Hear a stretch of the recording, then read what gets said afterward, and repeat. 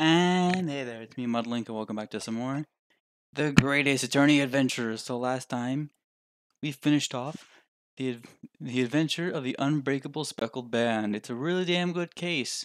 Just a few problems with, it's like not too exceptional of a case, but it does help out with, setting up more mysteries behind Asogi. Really emotional, too. Of course, we get the introduction of one of the best characters in the franchise, Sherlock Holmes, but now we get the best character in this case. So let's get started. I can just go back. The Adventure of the Runaway Room.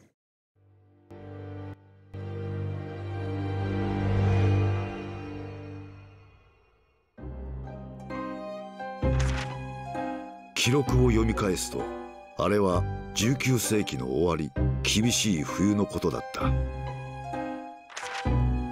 事件は霧深い深夜のロンドンの街路をひた走る乗り合い馬車の中で起こった。馬車には被害者と容疑者の両名のみ、複数の人間がその事件を目撃した。一体誰が想像しただろうか、この単純極まりない事件があのような恐ろしい結末を迎えることになろうとは。我が友シャーロック・ホームズはあの事件を振り返ってこう言った。思えばあの事件こそは序曲だったのかもしれないね。忘れがたきあの日本人留学生と演じた長い競争曲の始まりだ。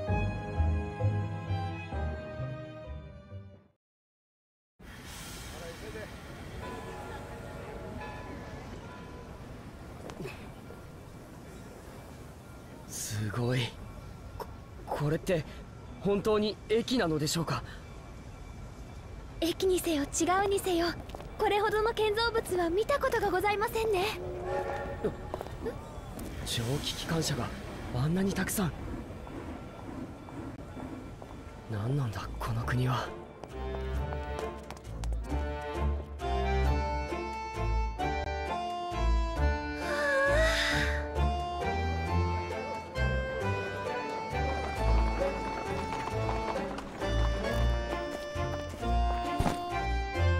なんだか夢みたいです。これが大英帝国の帝都。どう？あんたたち。はい。乗りなよ。どこへだって連れて行ってやるぜ。それでは官庁街の高等法院へお願いします。いいとも。あんたたち最近流行りの留学生ってやつかい？ええ。そうかい。それなら楽しんでいってくれよな。ようこそ世界の中心、大英帝国の帝都ロンドンへ。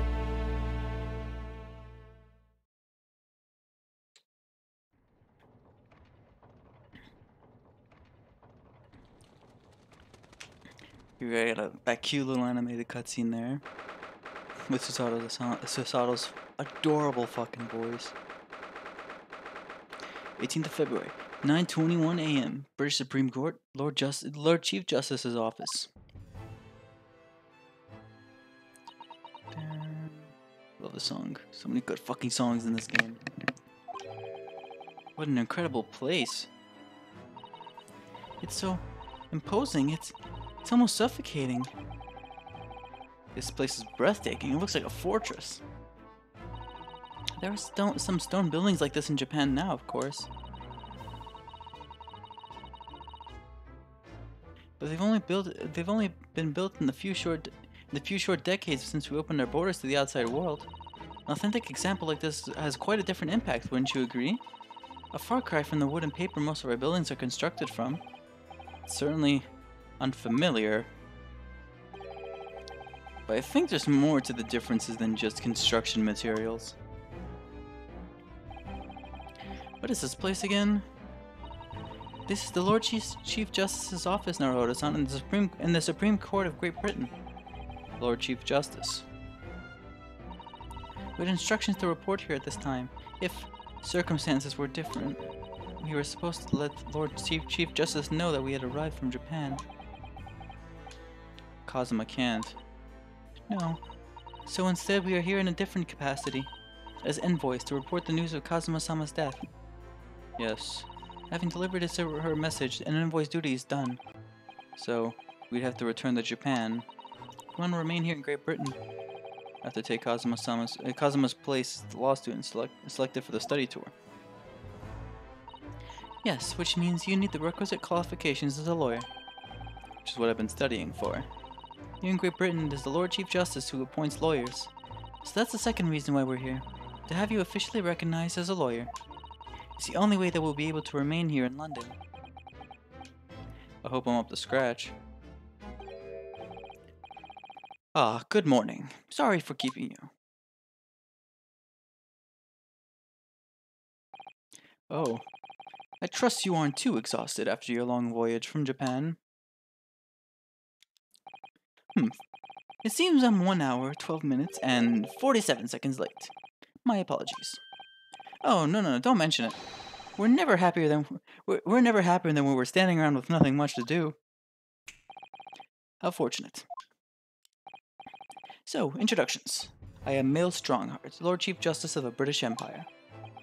God, I feel like a little mouse under an elephant's foot. Come on, Mr. Naruhodo, don't be a mouse.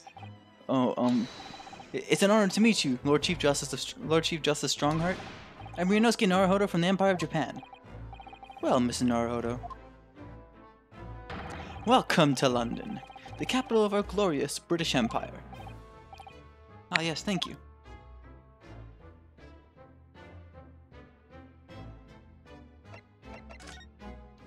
Wrong thing, whoops. Let's converse them. So, what are your impressions of our capital so far? How do you like London? Oh, help. I've been so nervous ever since I got here, I can't remember a single thing about the city. It's simply splendid, isn't it, Mr. Naruhodo? Oh? We had a wonderful view of some of London's streets from the carriage on the way here from the station. Everything is so impressive and grand. I must say I'm almost lost for words. I'm glad to hear you like it. The city boasts tramways, piped water and gas, even the cables supplying electricity. We spearhead every revolutionary new technology in the world. Every visitor to London is astounded. Oh yes, astounded is the word.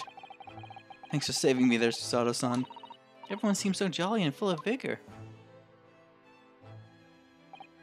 Yes, there's much excitement about the upcoming great exhibition we'll be hosting here in London. Great exhibition? Cultural and technological achievements from around the globe are to be exhibited here in our great city. It will be the greatest spectacle of its kind in history, and will make Paris's World Fair look like a toy shop. Gosh, I can hardly imagine how magnificent it's going to be. I'm just losing the voice. Great Britain's capital city is nothing but magnificent. London is the center of the modern world. Even if you do say so yourself. The sun will never set on our great empire. Perhaps it is fate that in these progressive times we welcome visitors in the land of the rising sun. Lord Chief Justice, I think you were expecting a student of law for the study tour, weren't you? Absolutely. A Mr. Kazuma Asogi, if my memory serves. That's right. The British government has already been telegraphed a full report on the situation. I understand the young man lost his life aboard the steamship bound for our shores. It's amazing, the news reached him before we even arrived. My country naturally extends its deepest condolences to yours. Oh, thank you. And you honored this appointment specifically to inform me of the news? Yes. We are here in the capacity of envoys from Japan to report the sad news in person. They tell me you Japanese are people of protocol and courtesy, and I see that it's true. And it is with some regret that I must inform you that the death of the young lawyer means the study tour arrangement can no longer proceed. If you just hear us out, Lord Strongheart. What do you have to say, madam? It's about the study tour. Mr. Naruhodo here would like to make a proposal. Would he now? Well, Mr. Naruhodo, this is it then. The moment of truth.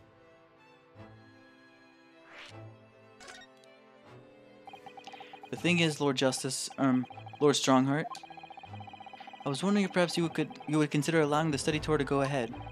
Don't misunderstand me.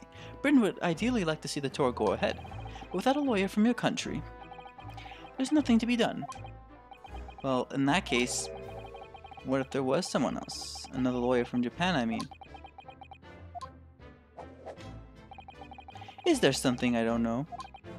Only a single lawyer was invited to Great Britain from your country, and that was Mr. Isoki. At least, that is what I've been led to understand. Well, the thing is, this really isn't going well at all. I just can't seem to find the right words to say to this man. Mr. Naruhodo could ruin things here if I'm not careful. What am I gonna say? If there's someone else here from Japan who could be described as a lawyer, it's...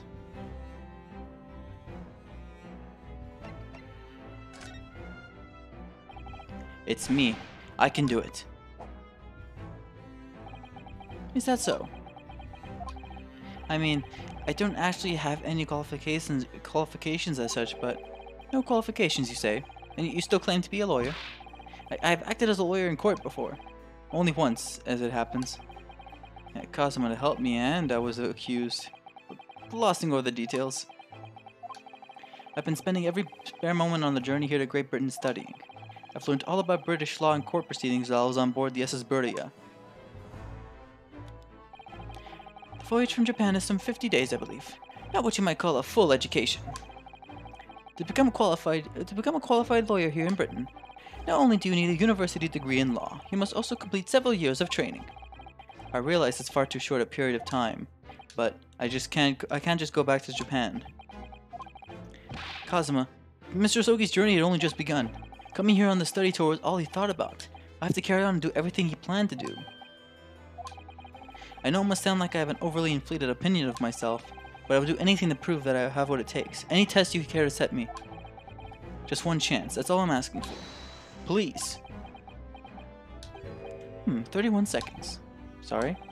Your opening statement there, Mr. Naruhodo. It was 31 seconds long. Not too brief, not too protracted.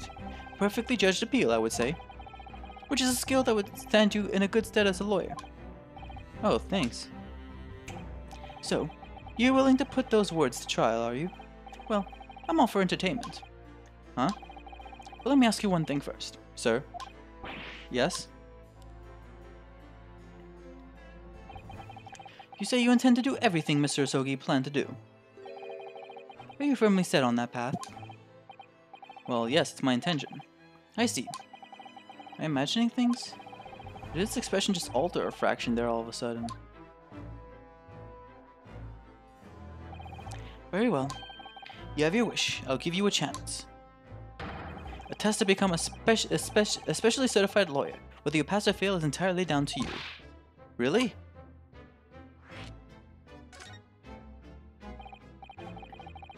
So what form will the test take exactly? Tell me, Mr. Naruhodo, what do you consider the role of a lawyer to be? Well, defending people, of course. Well said. So, let's have you defend someone. Huh? Your timing is perfect, in fact. There's an apt trial about to begin later today. No advocate has been appointed for the defense as yet, so this will be welcome news. Today? Straight away? If you manage to secure a verdict of not guilty, you have passed my test. What could be simpler?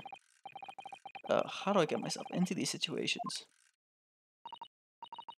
Well, could I ask what sort of trial is it, Lord Strongheart? Yes.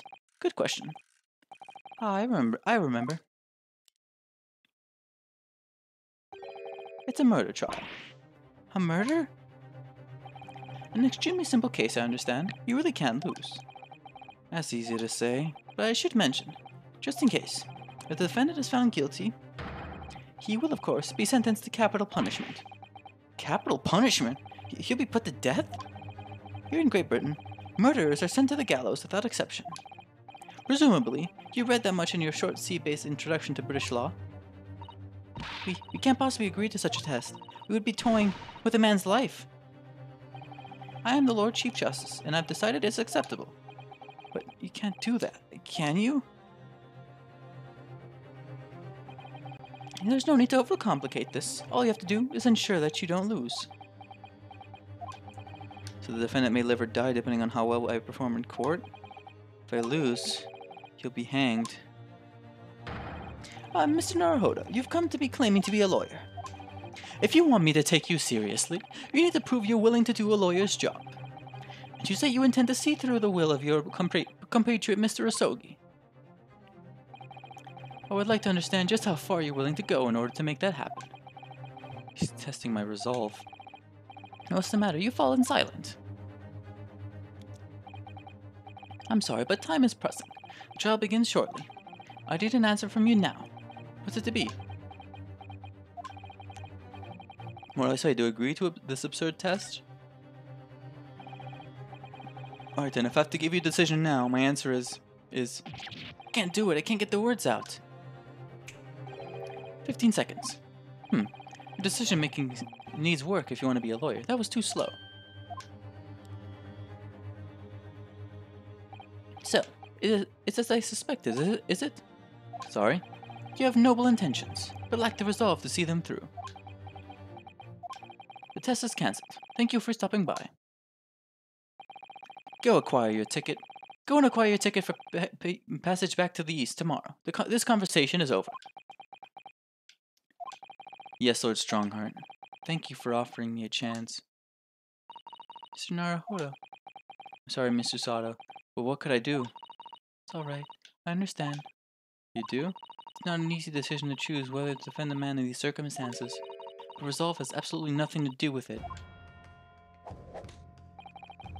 What are you trying to say, madam?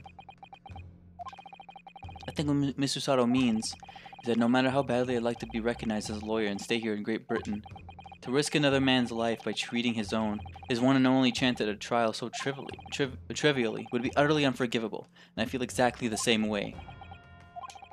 I'm sure the defendant won't see this trial as a test, as some kind of experiment.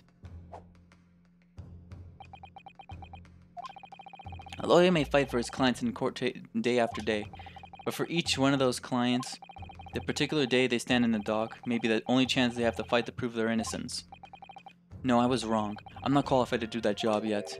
I'm sorry for wasting your precious time, Lord Chief Justice. Ugh, fucked up my words there at the last moment. Wait, Mr. Naruhodo. Oh, there's something else? It's approximately 20 minutes by carriage to the Old Bailey from here. If you leave immediately, you should still be there in time. But I just said that I was quite serious in what I told you. The defendant in this case has literally no one to advocate for him. What? At this point, he can't hope to find someone to represent him. The trial will begin without a defense. And if that happens, there's only one possible outcome. He will receive the most severe sentence the judge can pass down. But that's awful. But that is the truth. Why does it have to be like this?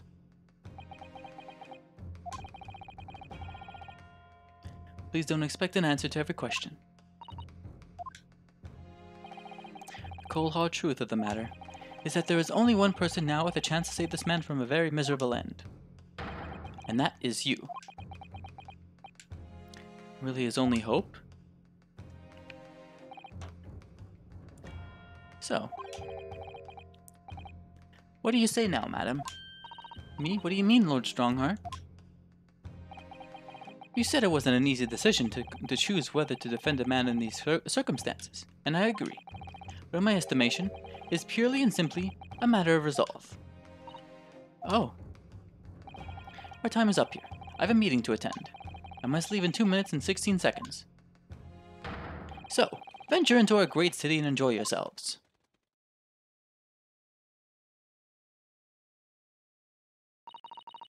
He's gone. The Old Bailey. The Old Bailey. If we're going to do this, Mr. Naruhodo, we must leave at once.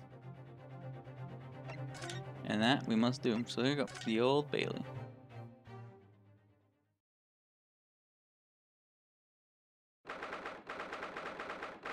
18th of February, 9:40, 5 a.m. Old Bailey, defendant's antechamber. Oh, thank goodness, we're in time. There's still 15 minutes until the trial begins. Never knew a horse-drawn carriage could go so fast. Thought my teeth are gonna rattle loose. Did you hear what I said to the driver when we climbed aboard? Get us to our destination in 5 minutes, driver, and there's a guinea in it for you. It's one of my favorite lines from the Sherlock Holmes stories, and it worked quite perfectly. Not sure why you're so pleased. Thought we were gonna die, and we had to pay gold for the privilege. Well, at least we arrived here before the trial started. Yes, I suppose there's that. Anyway, I don't understand it. The court clerk said the defendant should be here. There's no sign of him at all.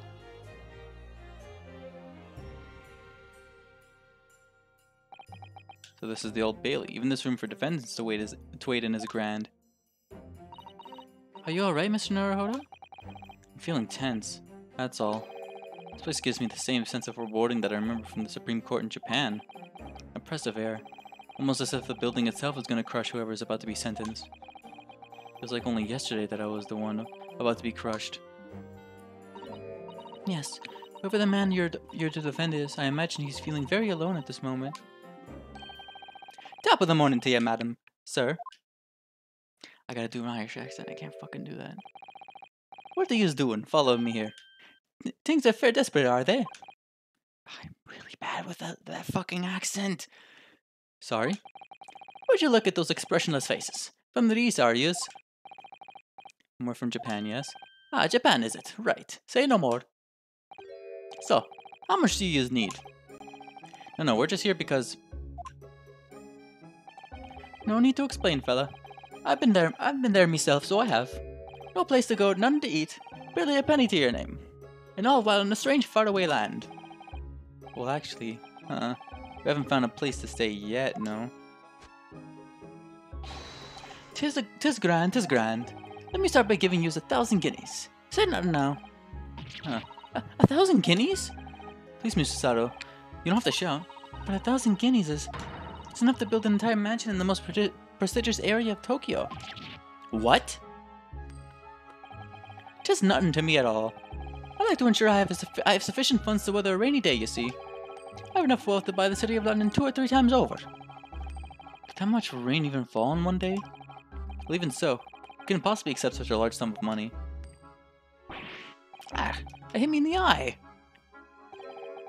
Don't get me wrong, fella. I'm not giving it to you no strings attached. I'll be wanting you to do something for me. Oh? To be honest, just a little embarrassing. The trial that's about to begin, you see, is for me good self here. I'll be in the dock.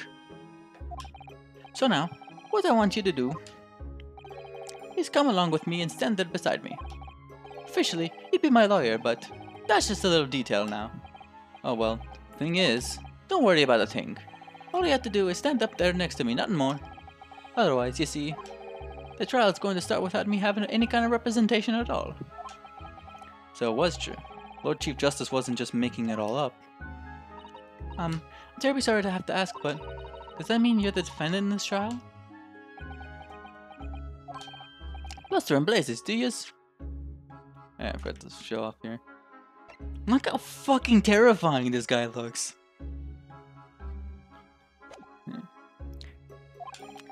Do you guys not know who I am?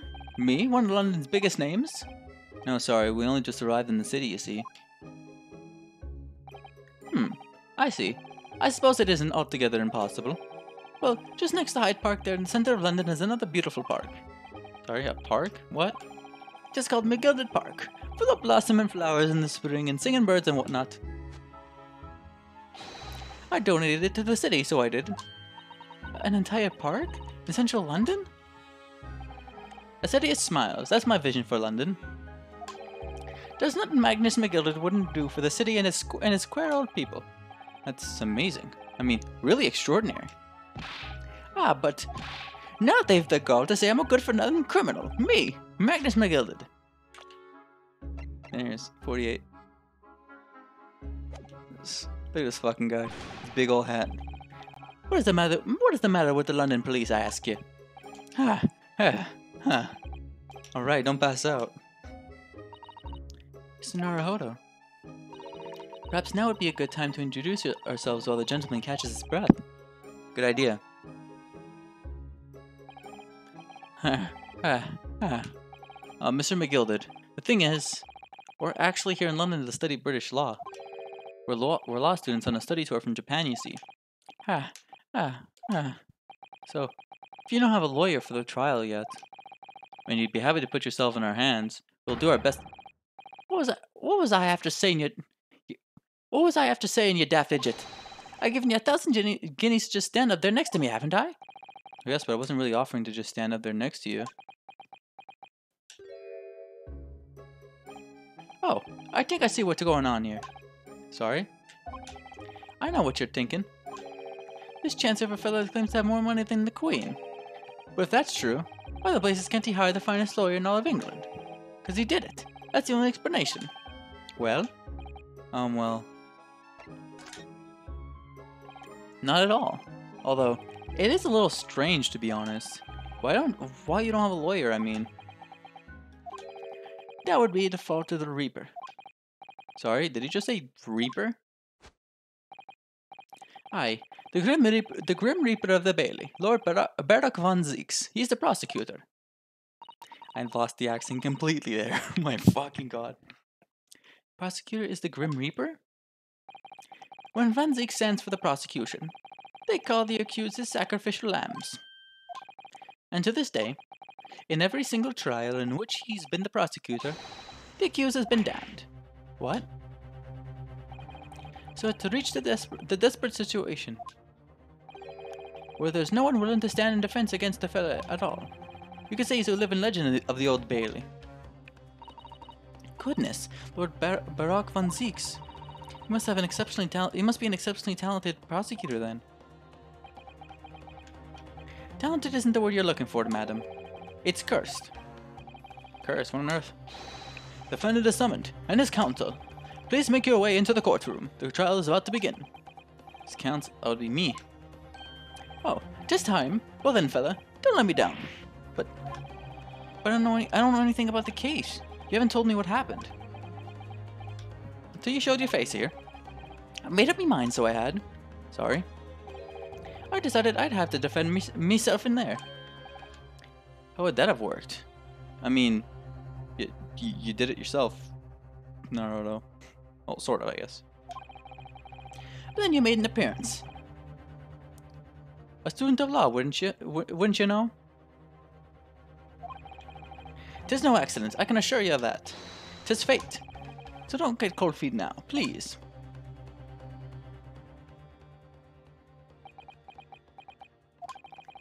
I literally know nothing about the case, or about this man who stands accused. In fact, the only thing I do know is that I can't just turn my back on him.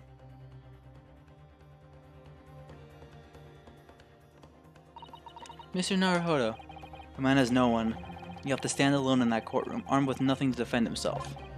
Yes, something that Cosmo would never have allowed to happen. Sorry. Counsel for the defense, what are you doing? What are you doing? If you're late for the start of the trial, you will lose your right to stand. I'll be right there.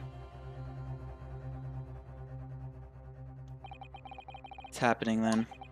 My first trial in a British court. I hope you're watching over me, Cosmo, because I have no idea how I'm going to manage this.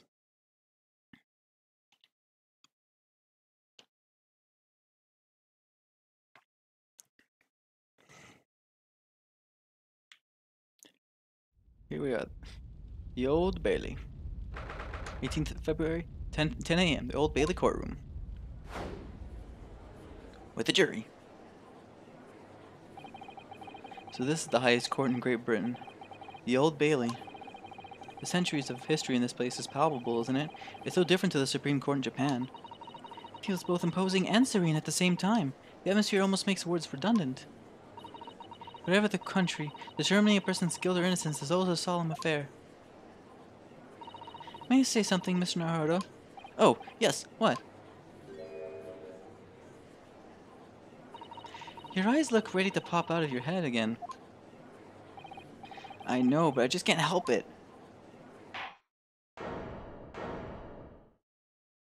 There he is! In the name of Her Majesty the Queen, I hereby declare this court to be in session.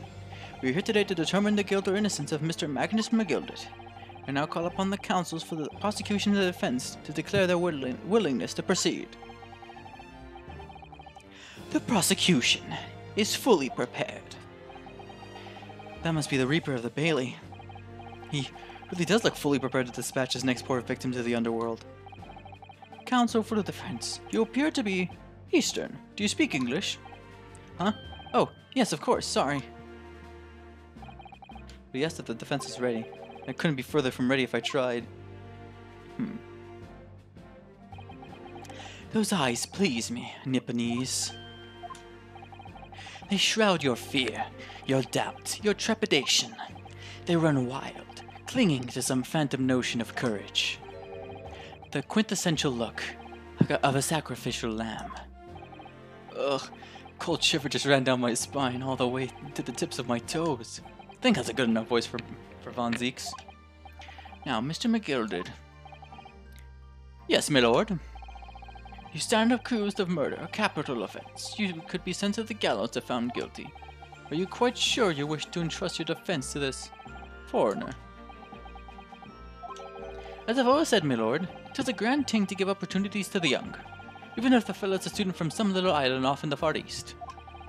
Is it not the British way to ignore the dangers to yourself and give those less fortunate a fair chance? I'd like to think that acts of chivalry do the great British Empire proud. Listen to Mr. McGilded. What a fine gentleman in London has it. Did you hear that he donated £5,000 to the government the other day? Mother, please may we go and play in McGilded Park? Please, sir, may I have some more?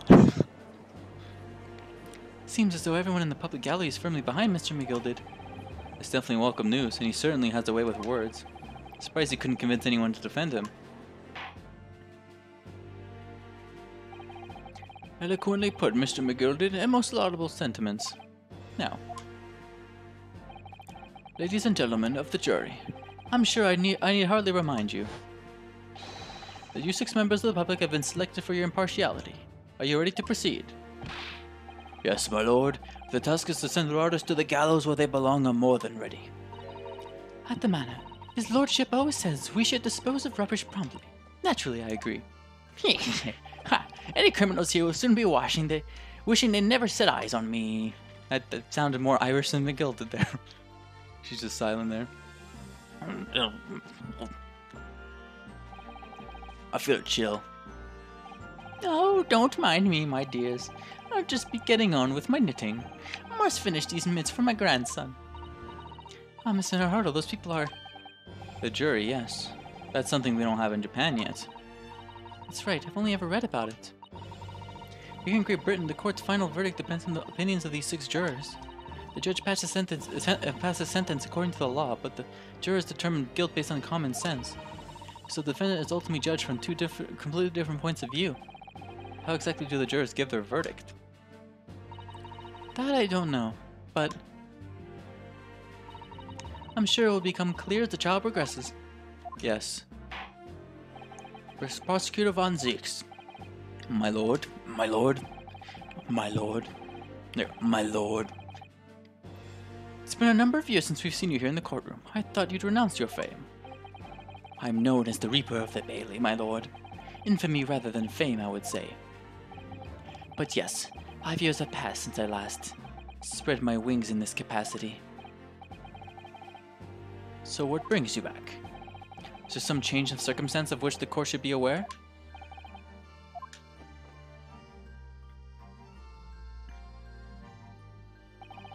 I leave that to your imagination, my lord. So the Reaper has been out of action for 5 years. Why did he have to choose today of all days to make a comeback?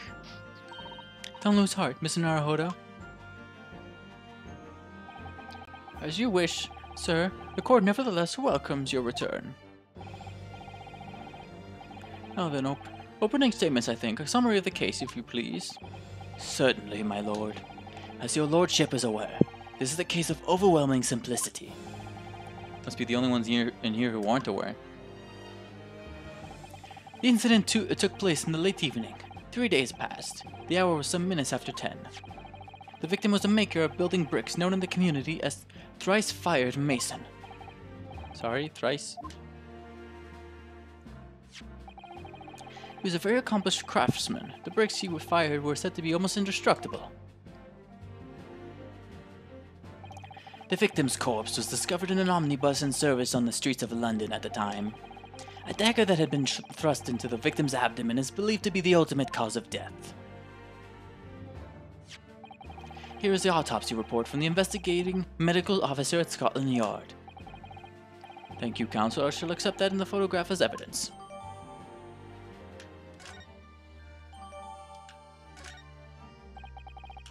Wait, hang on. I'm just gonna show off how fucking cool he looks in this goddamn scar. And there's this guy there too. Cute little thing there.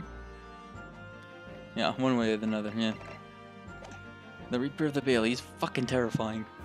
One other further item of evidence. The prosecution wishes to submit these as well. And these are... Oh, good lord! Is that blood, counsel? Yes, my lord. Seized by a policeman who arrived at the scene. These gore-soaked gloves were taken from the hands of the accused when he was arrested.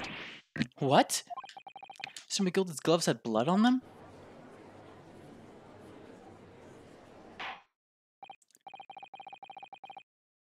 Yes, I'll accept these as evidence as well.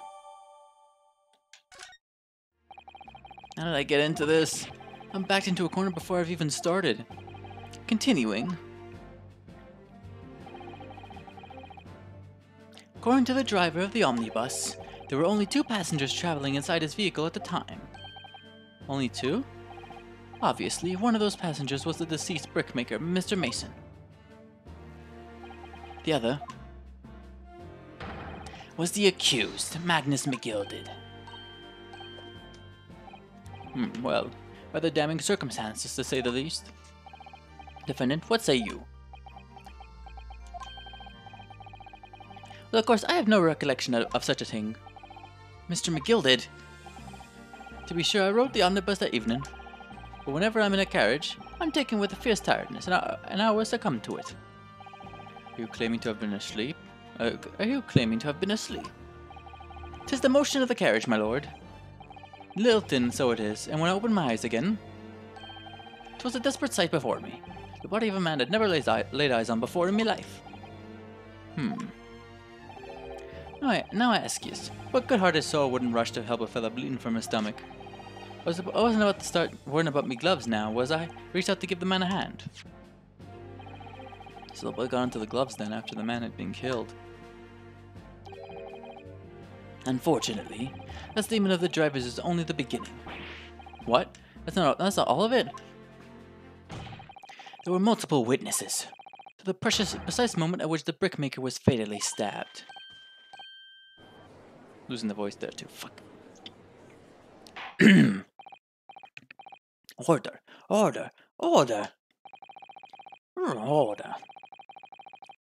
When the killing took place, only the victim and the accused were inside the carriage. There were witnesses to the crime. It's not just a case of compelling evidence. It's the nail in the coffin for the accused. Thank you, counsel. The circumstances of the crime have been made quite clear. I think we'll hear testimony from these witnesses first of all. Your wish is my command. Bailiff, bring the witnesses in at once.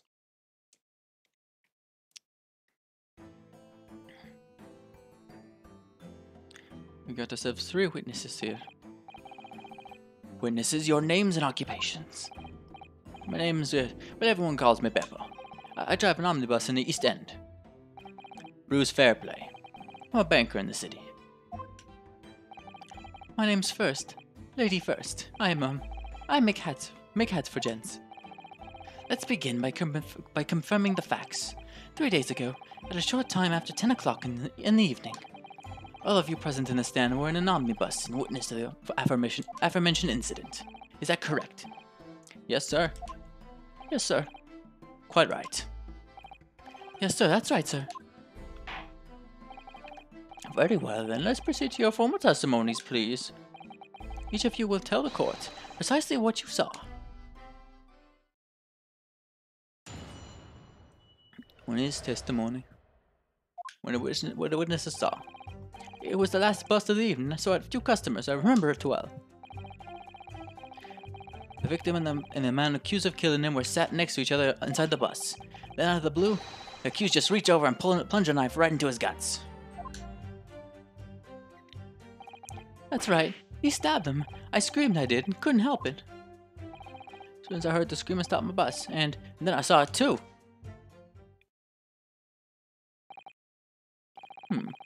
Unambiguous testimony, I must say. Exactly, my lord. These men witnessed the incident in the omnibus with their own eyes. I'd like to ask a question, if I may. Yes, counsel? Well, this testimony makes absolutely no sense to me whatsoever. Why not? Well, the incident took place inside a moving carriage, didn't it? As has been clearly stated from the outset, yes. Well, in that case, how could those two witnesses possibly have seen what happened? There's no way they could have seen the inside of the moving carriage.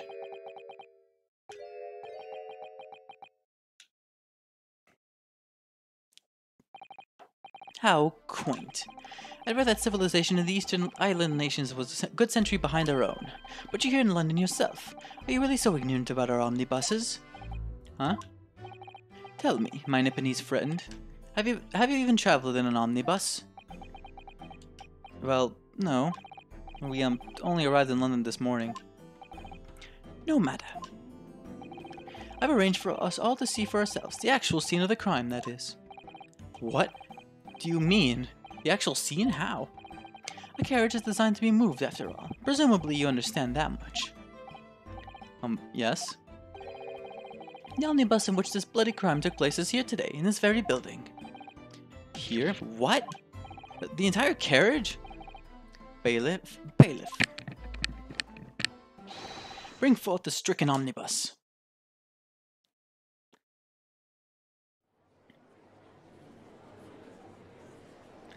There it is. So that's an omnibus. The omnibus. Also check out here. So all three of the guys here. You got Beppo, Bruce Fairplay, and Lady First. So that's an omnibus. The omnibus. Can't believe they could bring something so enormous in here. Great Britain's courtrooms are amazing. As you can see, the omnibus is pulled by 2 horses and can carry up to 8 passengers. 4 passengers seated inside in the enclosed cabin, and another 4 on the rooftop deck above. Every Londoner knows that the best views of the city's architecture and sights are to be had from the top of an omnibus. And I shall point out to our foreign guests that there is a skylight in the roof, allowing a view of the interior from the seats above. A skylight. Oh! The penny drops at last, I see. These 2 gentlemen were occupying the rooftop seats on this omnibus when the murder took place. That is how they came to witness the grim incident. Through the skylight. Ugh, that makes perfect sense. Well, counsel, this is the first. In my years behind the bench, I've never experienced the crime scene itself being brought into the courtroom. There are a number of important clues remaining inside the carriage, my lord. I would like to submit the omnibus itself as evidence. That is the prosecution's wish.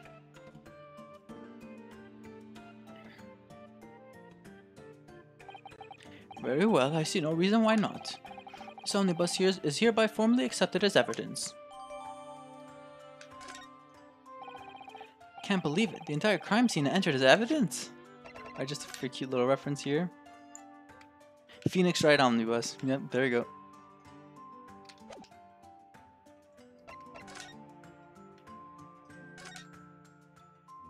You can even explore, like, well, let's open the door and go inside, shall we? Oh, the scene of a murder is horrible. You can actually see inside of it and see all the stuff here.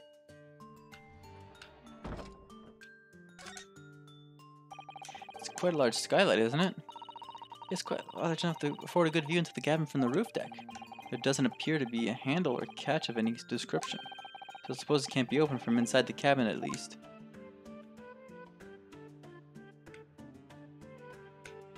You got the blood there, yeah. Just make note of how the inside of it looks.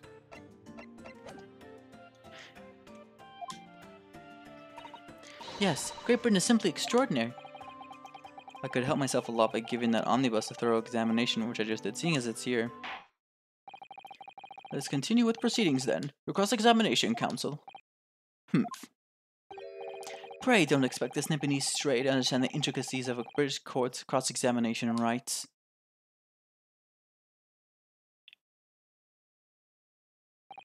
Alright, but first cross-examination in a British court. Focus, Ryunosuke. Focus. Von Zeeks is like, what the fuck did he just do? Oh, look how cool he looks. It was, yeah, so there you go. Press I'm gonna press all the statements, of course. You have to press most of the statements for this anyway. Yes, I think it was sometime after 10, wasn't it? Oh, yes, yes. Oh, yes, sir. That's right, sir. Yes. Ever so cold it was. Freezing, in fact.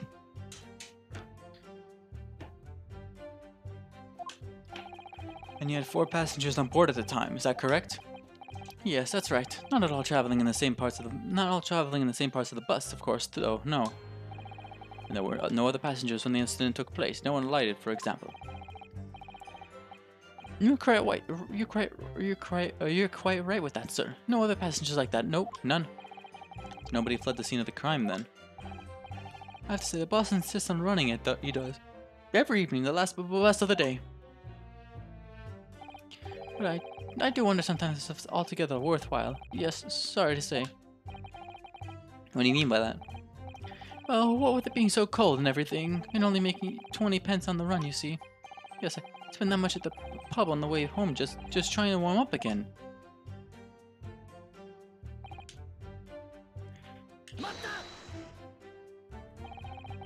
You saw them through the skylight in the roof of the carriage? That's right. When you sit up on the top deck, the window's right there at your feet. There was a lamp on inside, so I had a pretty good view. The 2 of them were wearing hats and I couldn't exactly make out their faces. But there's not a shred of doubt in my mind that it was Mr. McGilded. How can you be so sure? Well, how can I put it politely? Mr. McGilded is a gentleman of a rather small stature. Couldn't have mistaken him for anyone else. Let's not forget that when the vehicle came to a halt, the only people inside the enclosed cabin were the deceased Mr. Mason and Mr. McGilded. There is no room for doubt here. Ugh, I really wish there was.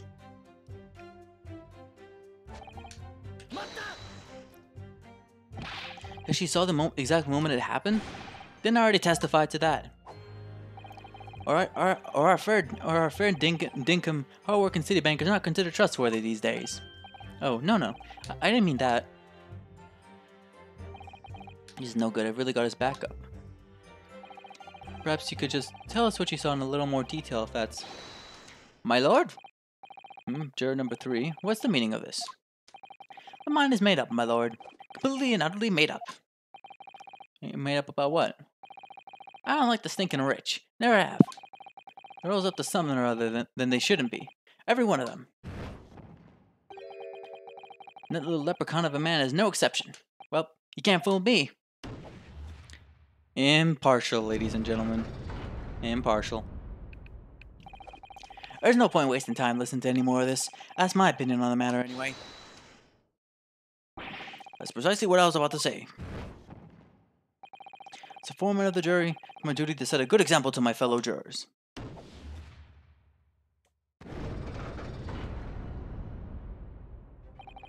What's happening here? Let me see. Ah, yes, it seems that's how the members of the jury give their verdicts. With fire? Apparently, yes. White for innocent and black for guilty. As the 6 members of the jury make up their minds about the case, one by one, they each cast a ball of fire into the great scales of justice, as we saw a moment ago. So if those enormous scales fall completely to the black side, does that mean...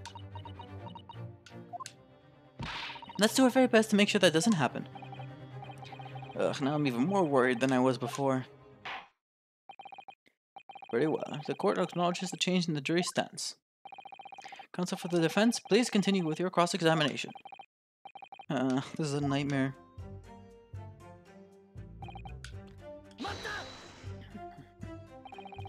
You stabbed him, you say, and you were sitting up on the roof deck, were you? Yes, that's right, sir. I was up on the roof seats. I remember seeing the little gent sitting next to the fellow that was stabbed. I've been thinking about a new hat design, you see, so I was just gazing absent-mindedly around. But then I happened to look down through the skylight. It was sticking right up from his belly, that huge, great knife. A grim sight indeed. That didn't help me at all. The jury looked like they were even more convinced my client did it than they were before. It appears to have made everyone even more dubious that Mr. Gilded is telling the truth. If only we had some evidence to counter their suspicions. Mr. First. Oh, yes, sir? Is this the knife you saw? Oh, good grief, yes, that's it. That's the very one, sir. Is that...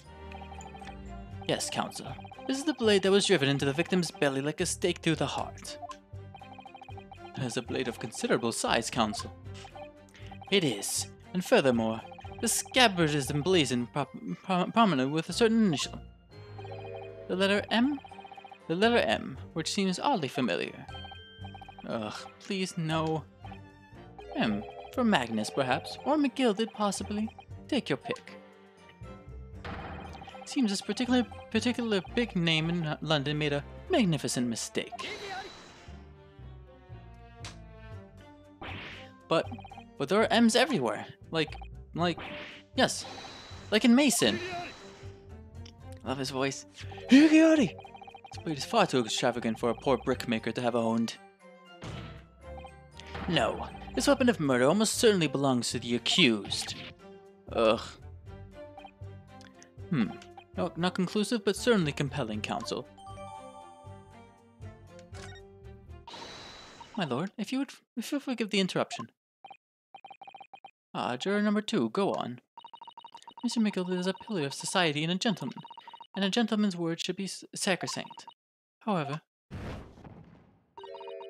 those of us in service know we must accept hard truths.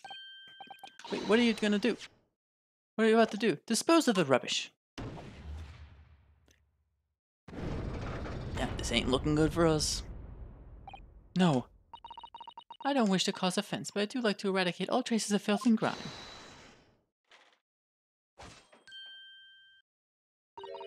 I have painstakingly typed every word uttered here today and cross-referenced all the facts. As such, I am now in position to draw the only logical conclusion.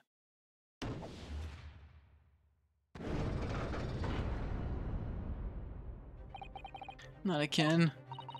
That's 4 out of 6 jury members who proposed a guilty verdict. There are only 2 left. I've had it. Every time I press these witnesses for more information, I just make the situation worse. Nevertheless, what we need more now than anything at the moment is more information. We're still very much in the dark. I suppose I'll just have to keep pressing the witnesses, knowing that more sparks may well fly. We mustn't give up hope that we'll uncover something that will give us a way to fight back. But... Alright, I'll keep trying. I can't give up. I just need to keep calm and listen to the witnesses' statements again. And you gotta press the last statement. What exactly did you see? Oh, well, sir, that would be the passenger, sir. Yes, collapsed on the floor, he was. And by the passenger, obviously you're referring to the late victim.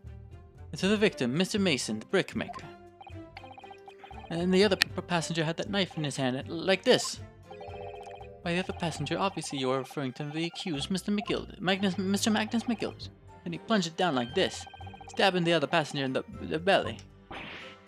What? My lord, I wish to speak. Yes, juror number 5. Do I take it that you too, as the master of the London Guild of Coachmen, the idea of a murder being committed in one of the city's carriages is utterly abhorrent to me. It wouldn't be right to make a decision before hearing all the facts, though, I said to myself. But I've heard enough now. A horse is bolted, as they say. No, please. Just keep him open minded a little longer. Impartial yet again, taking the dude from the fucking Gilded Coachman. Key up now, Silverblaze. The finish is in sight.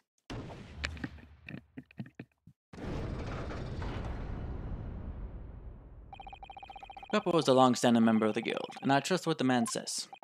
Oh, thank you, sir. You're too kind, sir. Say the jurors don't really have profiles there. Just to tell you. This is too unkind, sir. Which now means that 5 jurors agreed to condemn this man.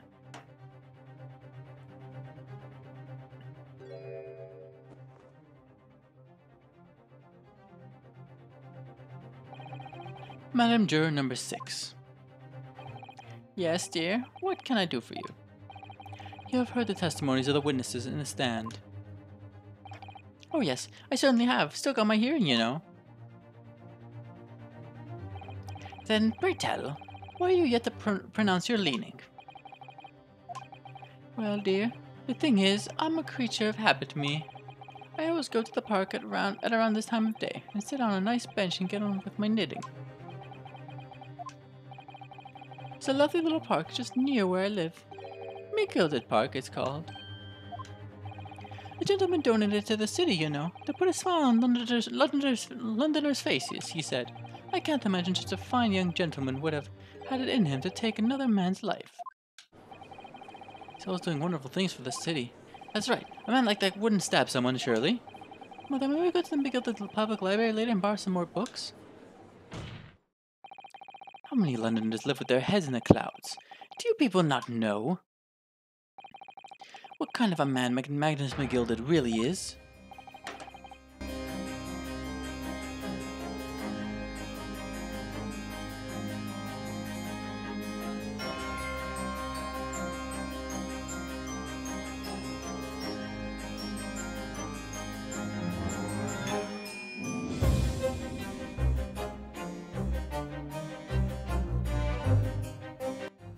I love that song this song so fucking much. The Reaper of the Old Bailey. Von Zeke's theme. It's so fucking good. What kind of a man is he? The philanthropist, Magnus McGilded, has enough wealth to purchase the entire city he claims to value so highly. But where did all that wealth come from? Your client is a Shylock, sir, and one with the very darkest of souls. What?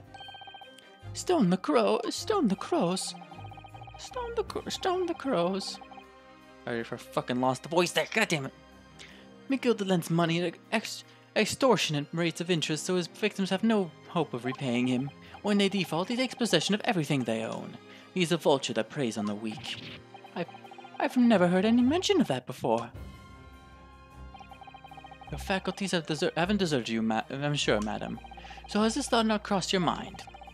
Will a man wealthy enough to buy London in its entirety not have a carriage of his own? What possible reason could this man have had to make use of a public omnibus service? You're not saying that. The victim, a poor brickmaker, had next to nothing to his name, save considerable financial liability. It will come as no surprise that his creditor was the accused, Magnus McGilded. But let it also be known that the very day Mr. Mason was killed was the final repayment date for his debts. Goodness gracious! The brickmaker was destitute. He had lost his house. He had not a shilling with which to repay his debts. And in the end, his pitiful soul had the very last thing he owned taken from him, his life. By the merciless philanthropist pretender, Magnus McGilded. I don't believe it. If I might add something briefly, Misusato. You claim that the victim had been lent money by Mr. McGilded, but where's the evidence to support your claim? There's the wine.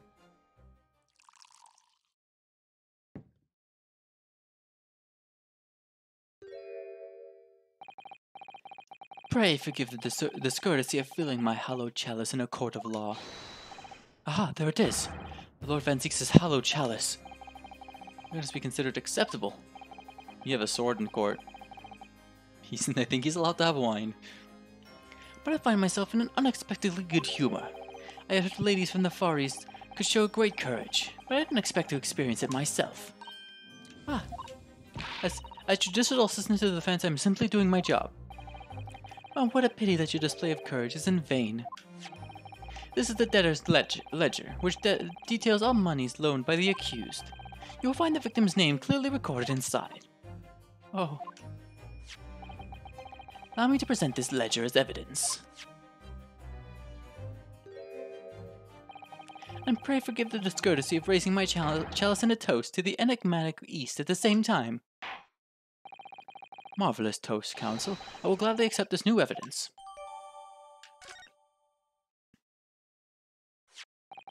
Ah yes, 20 guineas. The victim owed a considerable sum.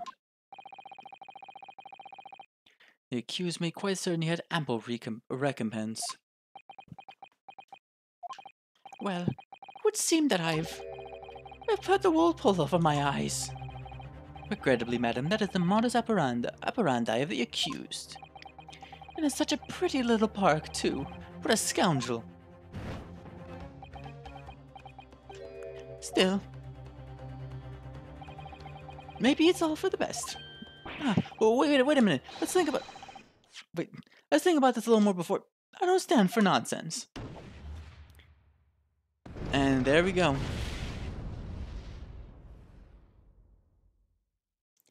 Game lagging a bit there. That was it. The last juror's decision.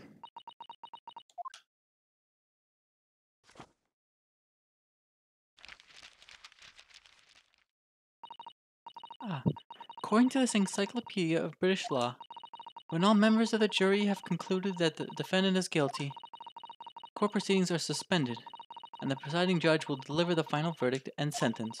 That's what it says here. Final verdict. It's over then. Oh! There's a footnote, though. A footnote? However, the defense...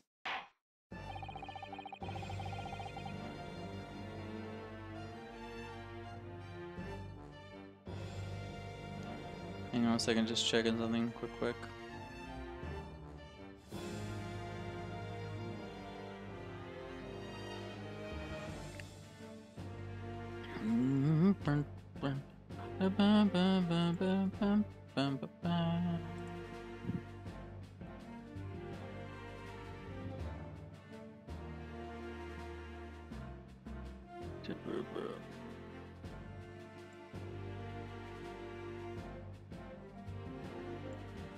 All 6 members of the court are now in agreement of this case. Allow me to convey my respect for your swift and righteous decision. According to the laws of this country, I will now conclude the trial by delivering my final verdict. I trust there are no objections. Miss Usato, just tell me one thing. Oh, yes? You were in the middle of saying something before. A footnote in your Encyclopedia of British Law. However, the defense... What did it say next? Oh yes, of course. One moment. When all members of the jury have concluded that the defendant is guilty, court proceedings are suspended and the presiding judge will deliver the final verdict and sentence. And the footnote says, however, the defense has the right to demand a summation examination of the jurors at this point. Summation examination?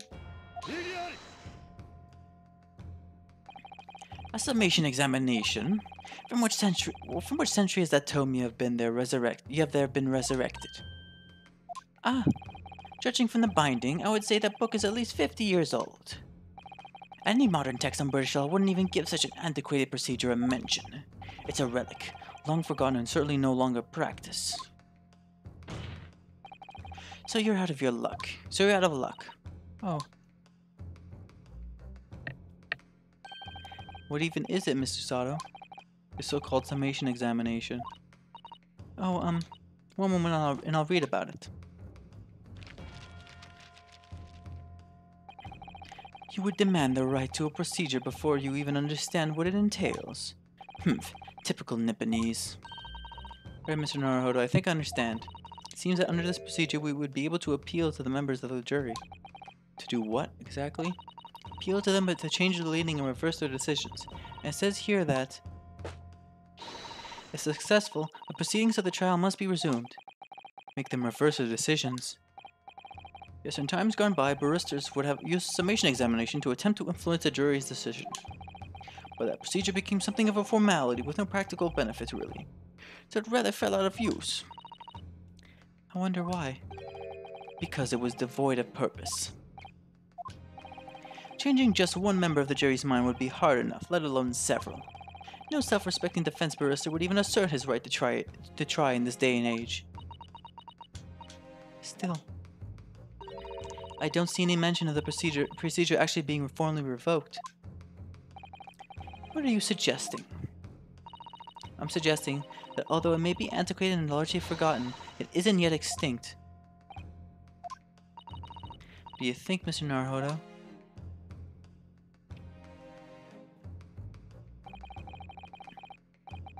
Summation examination, our last possible option. We assert our right to carry it out or admit defeat. The defense wishes to assert its right to a summation examination, my lord.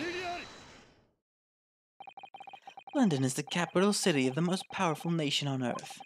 We have a duty to the world to exemplify the very highest standards of judicial procedure. Summation examinations are an embarrassment that should remain buried. But if it's our right, it's our right. I believe it could prove vital in this trial.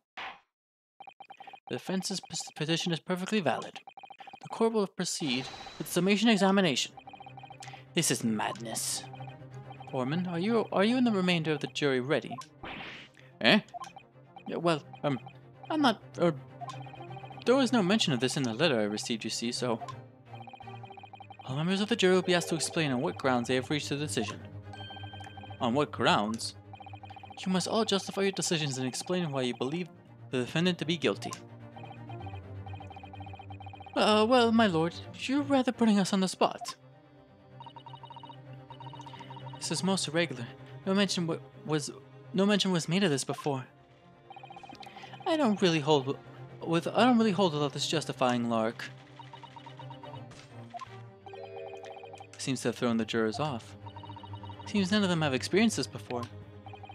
Alright then, a summation examination. The defense procedure no practicing lawyers attempted for years, is it? Well, just maybe. It might be the opportunity we've been looking for, to turn this trial around. So be it then. Ladies and gentlemen of the jury, the court hereby calls upon you to state the grounds on which you find the defendant Magnus McGilded guilty of this most serious crime.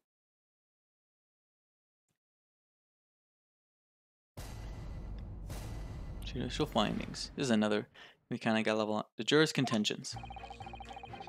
There's no one else inside the carriage at the time, so it has to have been him. I trust the driver. He has an excellent memory, it seems. 4 passengers with fares totaling 20 pence. He stuck the chap next to him just like this. Brazen, I must say. Absolutely brazen. I've simply typed and collated all the statements made thus far and have drawn the logical conclusion. You can trust the guild. Fair fares is our motto. We haven't raised prices above 4 pence for years. The scoundrel stabbing the poor man on the floor. It beggars belief. Starting to wish I hadn't pushed for this now. Some of the jurors don't seem to have wonderfully formed arguments, though, do they? Well, let's see what we can do. We need to get these 6 people to change their minds. To throw everything I can at them and use some very persuasive language. Just a moment, Mr. Naruhodo. According to my book, that's not quite how it works. Oh? I thought I was going to have to thaw their icy minds with some heartwarming rhetoric about the defendant. Fortunately, once the jurors have decided the defendant is guilty, they're unlikely to heed anything the defense says. But then, they've reached their conclusions by their own reasoning, you see. Your pleas will sound like excuses. In fact, we could recoil on you. The more you try to persuade them, the more entrenched they may become. So then what on earth am I supposed to do? Oh dear. I'm just citing what I've read about British law, Mr. Naruhodo. Right, sorry. Do you have any idea how to make this work then? Well, from what I can understand, the key to this procedure is using the jurors' own words to make your arguments. What do you mean? Well, The six members of the jury are randomly selected members of the public. They may appear to present a unified front, but the truth is, they're complete strangers who just so happen to find themselves here in the courtroom together. And that's the way to break them down, you mean? Yes, exactly. We must listen very carefully to what each member of the jury says, and see if we can identify any contradictory statements. If we can, we then contrast the statements and pit the corresponding jurors against each other. I see, so it's contradictions of what two or more jurors say that we're looking for. In a way, then, this is similar to a regular cross-examination. Oh, yes, I suppose you're right. Find contradictions in their statements, and pit the jurors against one another to break them down. Alright, I might be able to pull this off. No, that's not right. Double slap. I have to pull this off. Can we start proceedings, counsel? I would ask you to take the stand for this. I'm expecting a clear and concise rebuttal. Yes, my lord. Naruto's on the stand here. Jury examination. Defense's rebuttal. So you can press every single statement here, which I will, or you can do pit. This mechanic was introduced as well in the crossover with Professor Layton and Phoenix Wright. You can do this like pit thing, although it's not with any jury, it's just with the witnesses. Similar to how you can do pursue as well. Then you can press every single statement here. I'll press every single statement here and then I'll pit, because you don't need to. Sometimes you'll need to press to get more information, but in this one you could just pit. You just pit and you can do this easily. But we're not gonna do that right now. We're gonna be ending off this episode because it's long enough. Got ourselves into the trial, so next time we got ourselves quite a bit into the trial, and so next time on the Greatest Attorney Adventures, we're going to be going through the summation examination and getting to see more about what this case has to offer and why it's one of my why it's in my top 5 favorites. So see you guys then. Bye bye.